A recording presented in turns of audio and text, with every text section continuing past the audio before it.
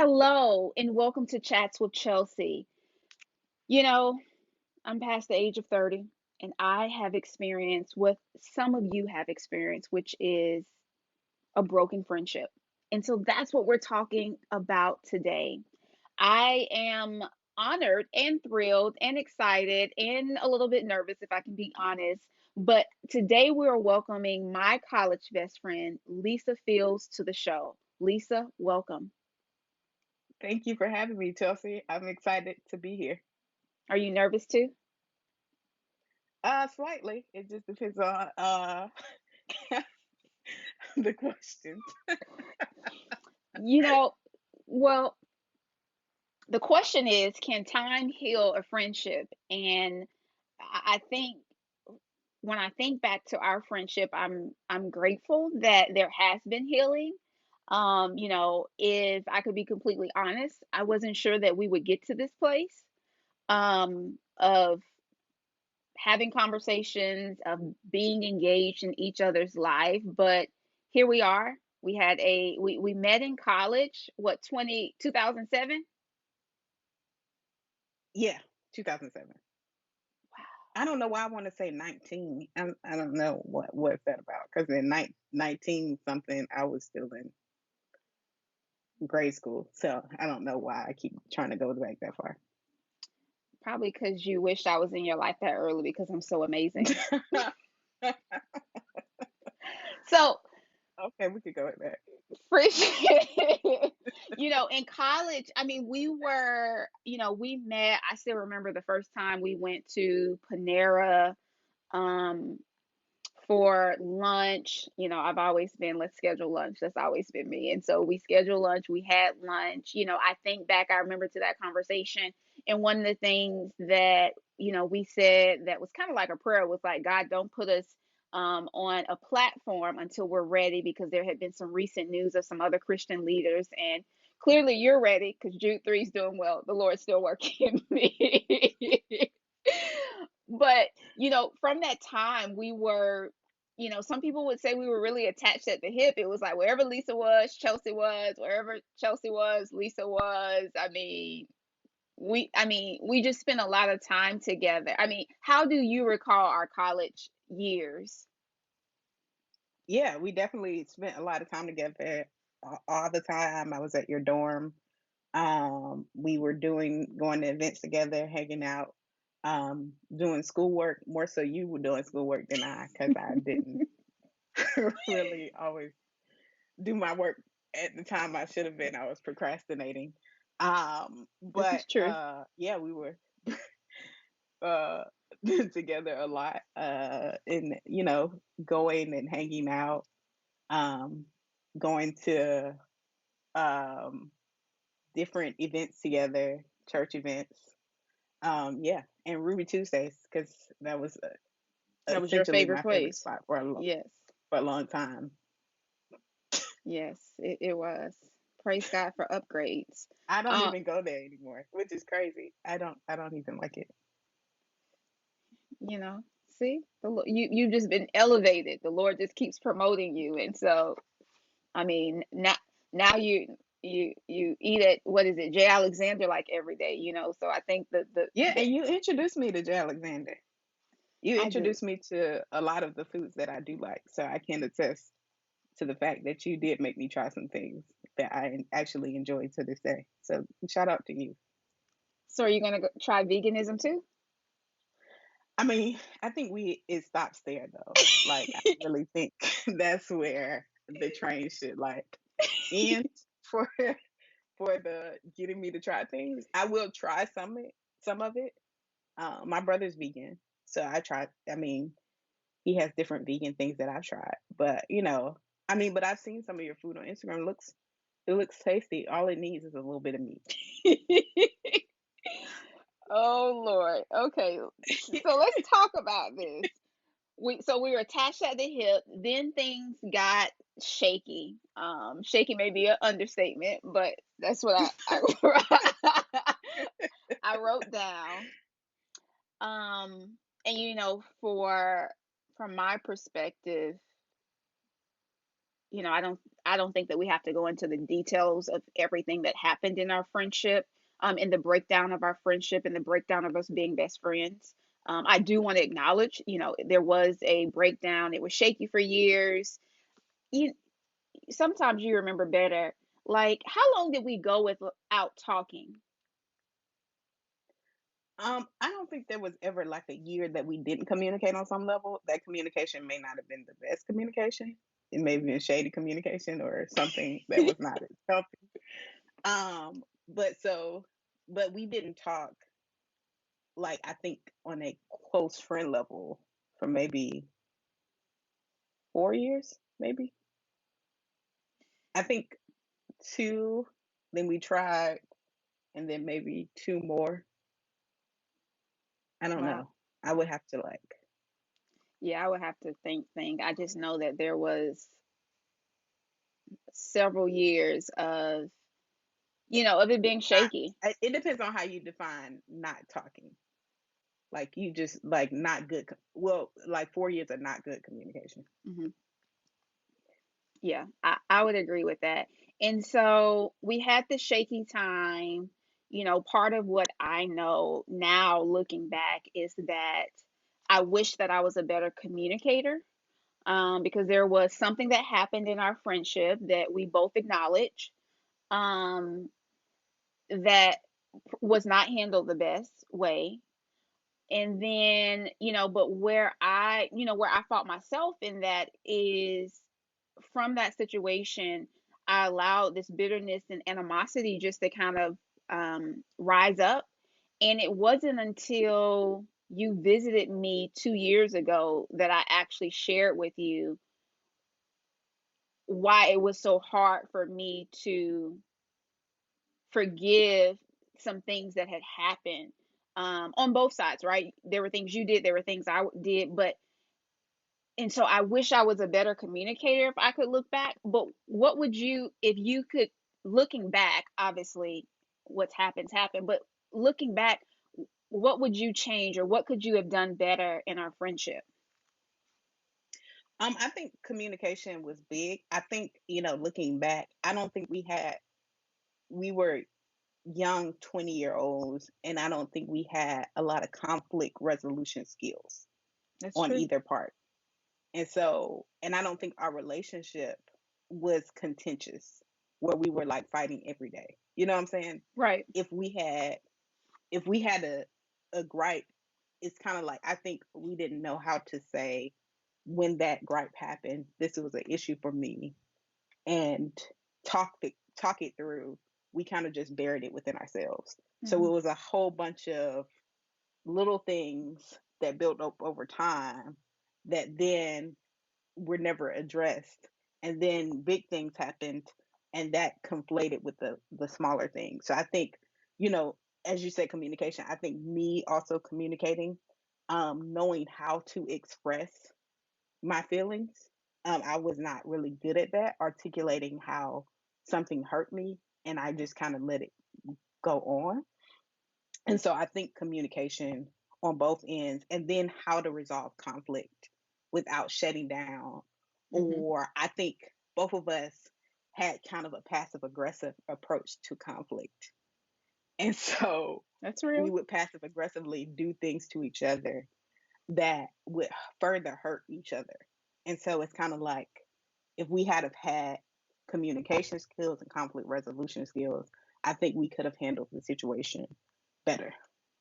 The other thing I think about, because I know the details of our friendship, that I think could be important for other friends is that, just like, for those who are married or who are dating, and that your partner's going to evolve and grow, I think that was something that, and I'll speak for both of us, that we were not prepared for, in Mhm, terms of there were different parts of our friendship that we thought was going to always look like how it looked like in college. And then so much mhm. so That for us. adjustment from college to adulthood is hard. Yes, that's hard. And then I also think back to, again, I'm because we hung out so much, it's so interesting that there were literally traits that we swapped in our friendship. Because in the beginning, I was the super mushy one, all in my feelings, and then we swapped, and I became the more sarcastic one. I'm telling on myself. I let you tell on yourself.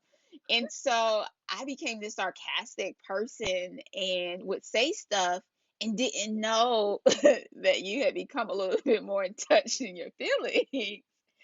And again, but it still goes back to that point of communicating. If we had been able to communicate, hey, you know, I'm not mushy anymore. And so, whatever that is, I think that that could have been, that would have been helpful too if we would have just known that, like you said, college to adult life was going to look different. And not argue over text message. Yeah. Yeah. But, as I'm thinking about this even more, you know, so much, I think really our biggest issue was communication, because if we would have communicated, I think that they would have helped with the transition from college to adulthood. But the other thing we realized was that, it's kind of tied together, but just to talk through it, was that some of our expectations of each other were unrealistic. For a healthy relationship, we did certain things for each other, but they were unhealthy long term. Yeah. And it was not sustainable. And you have uh college. We had a lot of free time. Um did I work my last year of college? Yeah, I did. I worked in the mailroom at that spot. Hmm. Um and you worked, but we were both working part time. You had a whole bunch of extracurricular activities. I didn't have that many. Besides going out and doing evangelism on Saturdays, that was about the extent of my extracurricular. At the So I think clubs. I started having more. Yeah, I did start having more free time than you did, and so the adjustment also for me was you were more of a socialite at the time, and I was a more introverted person.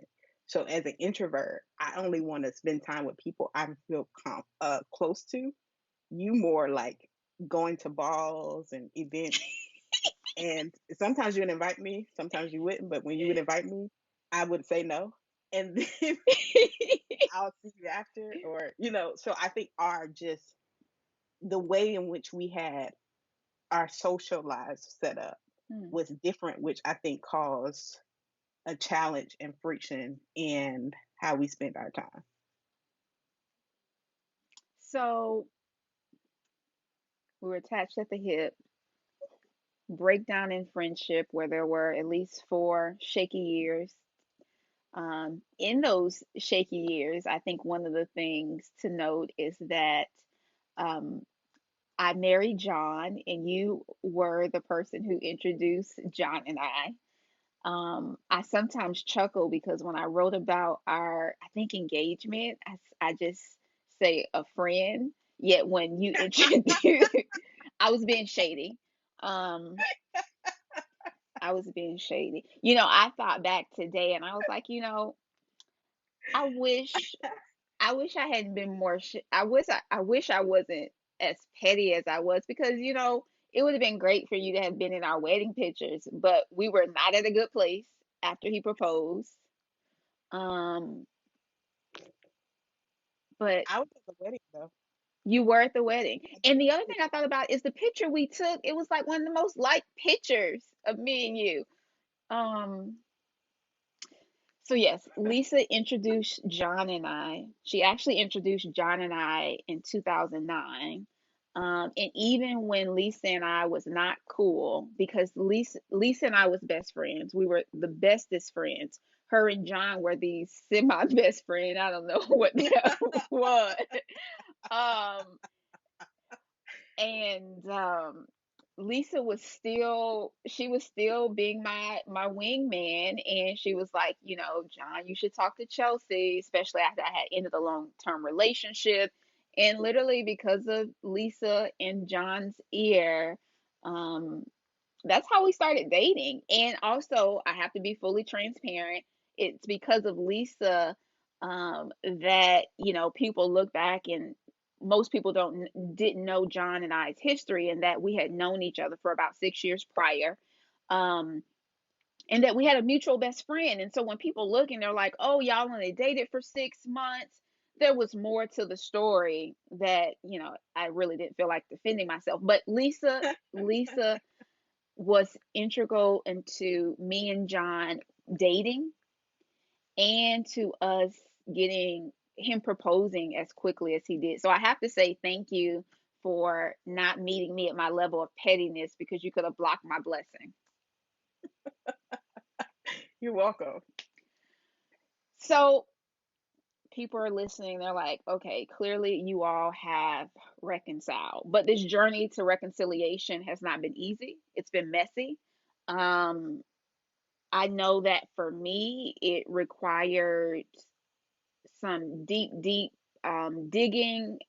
It required forgiving, it required some healing.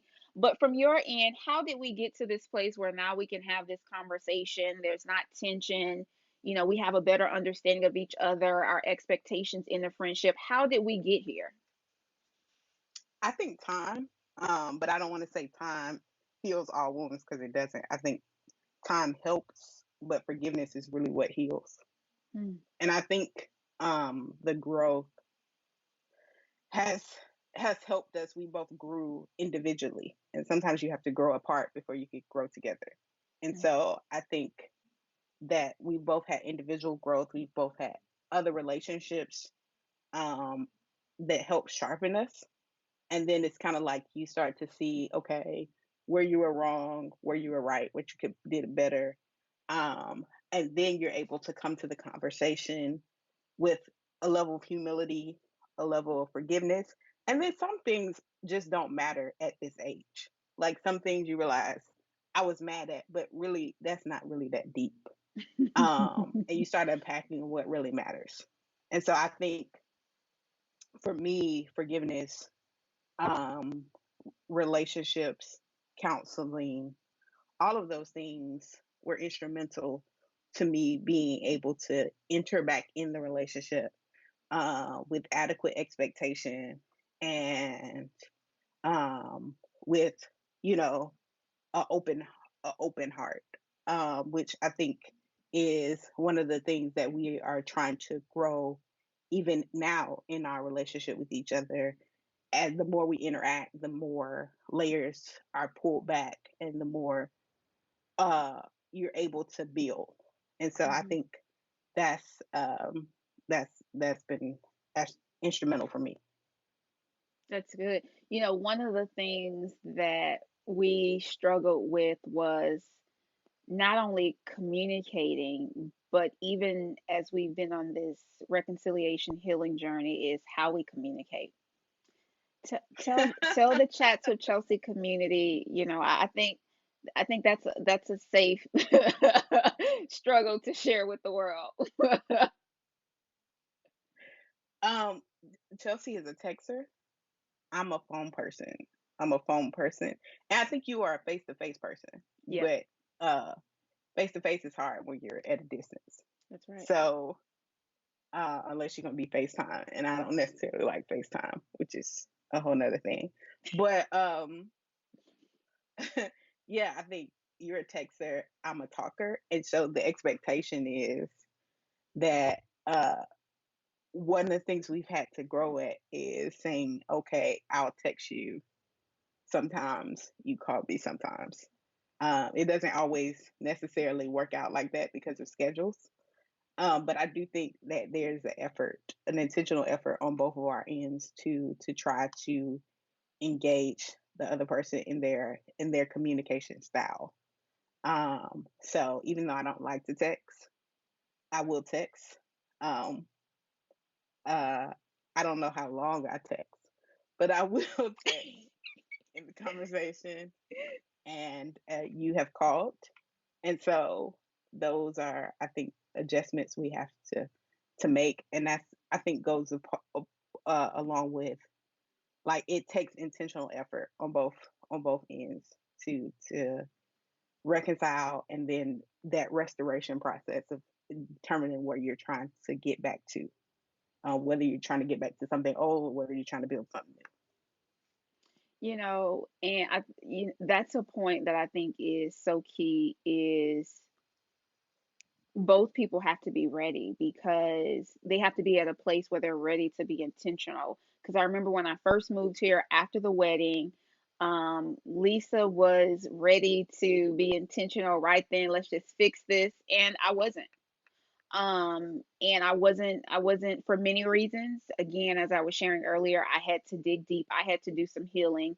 I had to understand that this friendship and even in other relationships, how I saw them, or how I didn't live up to who I thought I was in some moments was a reflection of the trauma that I had also hidden and suppressed for so many years. And so, therapy, and just healing. And then, I mean, we're both Christ followers, spending time reading the Bible in God's presence, and He will really uncover and be like, yeah, there were times throughout, our shakiness when the Lord was just like, you're being selfish. And there are also moments when I told the Lord that, yeah, but I I'm not ready, and so I am grateful for Lisa understanding. I think it was frustrating in the beginning though, because you just wanted to like fix things and I wasn't ready. Yeah, I was trying to, I always talk about reconciliation in a lot of my messages. So I was like, I cannot not be intentional about reconciliation in my own personal relationships. And so I felt like me being intentional was trying to push reconciliation on you, when I think after a while I learned that reconciliation is a two-way street, and I can Hmm. forgive you, but I can only reconcile when you're ready. And Right. so I think that's what over time that I just had to learn and develop. And for me, I had to make some hard choices, um, and say, I'm going to forgive Lisa for X, Y, and Z, and just to continue to make that decision. Because there would be times and my pettiness, my shadiness, where we would be on a call and I would say something and it wasn't beneficial for the conversation, but because I was still, working on forgiveness or looking at things differently, it was a challenge. And so, you know, again, I think now we're at this place of, well, we've decided to, to build something new. Lisa has a new best friend. I'm still shaky on the term best friend, as she knows. So maybe I'm not fully healed, because Lisa was my best friend, and then when that kind of blew up, it was like, I swore off best friends. I do have friends that I've allowed in, but do tell us that, Lisa. How did you heal and be able to start a new best friend relationship? I think it was more on my friend, um, being intentional and pushing in, because I really did push her away, as she was trying to get closer. But she really pushed in and it was like, we're gonna have these hard conversations. And so I think that intentionality and that consistency kind of broke the wall for me. And it's kind of like, oh, okay, this feels safe. And Hmm, so that's good. I think it was the intentionality, the pushing in, and the communication. Like, this is why, this is I'm afraid of this space, and having those honest communication was key to getting there. But I don't think it would have gotten there without the intentionality on her part. That's good. Yeah, I probably still have some walls maybe, um around, but as I have told you, and I will tell the rest of the world, I am happy for you. I'm happy that you have a best friend. I'm happy that you all built a healthy relationship. I think that for me, that is what's most important, and not to be selfish. And this is my college best friend. It's what is best for you and what is, and so I share that because I do know that sometimes if you can't get, if you're not where you left off, you may be tempted to not work on the relationship. And so I'm just grateful that, again, we've looked at it as something new. And we're friends and we're good with that. And to everyone else who's listening who may have known us in college, Lisa, repeat after me. We good with that. Yeah, Like, we're good with that. I mean, we're good and to know. But so we, we have kind of went off script, but we talked about, you know, my goal was for a transparent, authentic conversation of stuff happens, friendships break down, um, but time can help in the process. But as you said, it's the forgiveness that heals. And so we have forgiven each other. We now laugh at some of the things that happened. And so, Lisa, thanks for being my friend. Thank you for being my friend as well. It's been a ride. It's been a good ride. It's not over yet. I know. Oh, Lord. You want to go to the beach? Sure. I've been So, to as the it, beach with you like 3 times. no, I think like once. So, as we close this inside joke, No. That's we went to Ponte Vedra Beach.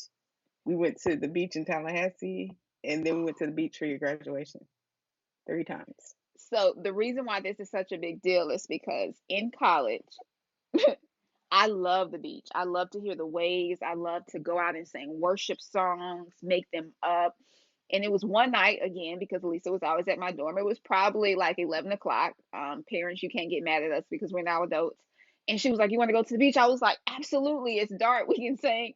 This girl drove down the main street, Third Street, and said, "Wave at the beach," and drove back to the dorm. And she was so serious. And so we have this inside joke about the beach. But It's see, because I like to drive. Like I like riding. And so I'll drive down to the beach and just ride down there and then go home. Like that's one of the ways I relax. Is to drive. Go for a drive. oh, well, I do hope that your communication skills have improved in that area because my expectation was that we were going to walk the beach. But I went to the beach with you You did after that 3 times. 3 times. Friends, you see that this friend counted because I would get on her. It's really the beach. My hair makes it frizz, so that's the thing. I didn't want to. Yeah. Y'all, what can I say? To the Chats with Chelsea community, in all seriousness, to any of you who have experienced a broken friendship, my prayer, our prayer is that you would heal, because as you've heard before, the reconciliation could happen. There had to be forgiveness and healing. And so I pray that you heal because otherwise you'll walk around bitter and upset. And while that person may not be your friend or your best friend moving forward, you deserve healing and forgiveness. You deserve that. And so I encourage you to do that. Lisa, any final words to the Chats with Chelsea community? Um. Yeah. Uh. Figure out if you feel like the relationship is worth it, and then do the work to make it work.